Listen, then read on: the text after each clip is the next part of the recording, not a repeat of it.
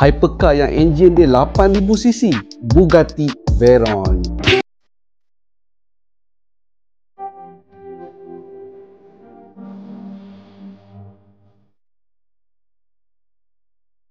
Berapa kos nak bawa kereta ni masuk ke Malaysia? Jom kita breakdown satu-satu. Harga sebuah Bugatti Veyron bermula 10 juta ringgit. Kos penghantaran 67,500. Duty import 30%, 3.02 juta.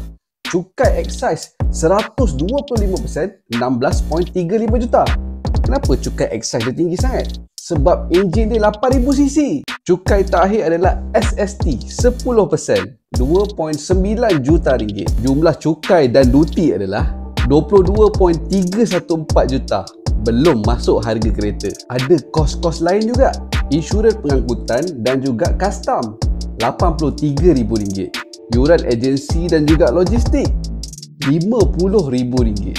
Total up kos anggaran bila kereta ni dah sampai Malaysia adalah 32 sampai 35 juta ringgit. Itu belum kira harga on the road lagi. Ada kawan-kawan yang nak beli kereta ni, jangan isi RON 95. Kereta ni pakai RON 100 dan kapasiti liter tank dia adalah 100 liter. Hypercar apa kita patut kira next video? Cuba korang komen.